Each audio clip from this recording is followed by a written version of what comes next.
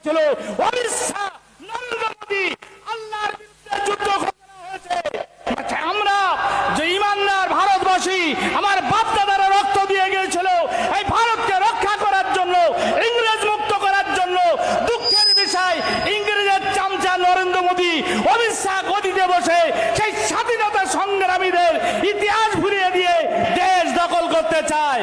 এটা কোনোদিন হবে না যে এই মসজিদ বাঁচানোর জন্য আমরা রক্ত দেবো, আর এই রক্ত এক ফোঁটা ভারতে পড়বে তো এক বইয়ের মধ্যে এই রক্তের মধ্যে দিয়ে নেতাজি সুভাষচন্দ্র তৈরি হবে, আমার মহাত্মা গান্ধী তৈরি হবে, আমার মাওলানা আবুল কালাম আজাদ তৈরি হবে, আমার হোসেন আহমদ মাদানি তৈরি হবে, আমার অলিতে গলিতে যুদ্ধ ঘোষণা হবে।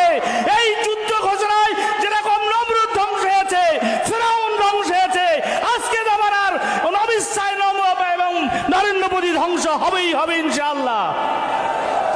আপনারা যারা এসছেন মসজিদ বাঁচাতে এসছেন না ধ্বংস করতে এসছেন? হাত তুলে বলুন, হাত তুলে বলুন।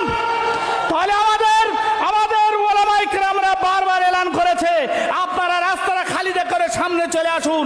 ঠান্ডায় বসে মসজিদ বাঁচবে না, ঠান্ডা ছায়ায় বসে নরেন্দ্র মোদীর সাথে লড়াই করা যাবে না, অমিত শাহর হাত থেকে লড়াই করা যাবে না।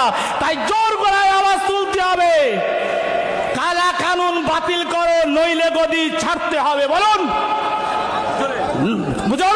বলেন, যত আবার দিল্লি যারা পৌঁছে যায়, অমিত শাহর কালা কানুন বাতিল করো, বাতিল করো, অমিত শাহর কালা কানুন বাতিল করো, বাতিল করো, বাতিল করো, নইলে গদি ছাড়তে হবে, ছাড়তে হবে, ছাড়তে হবে। সেই জন্য অশেষ ধন্যবাদ জানিয়ে এই সভা শেষ পর্যন্ত আমরা থাকবো।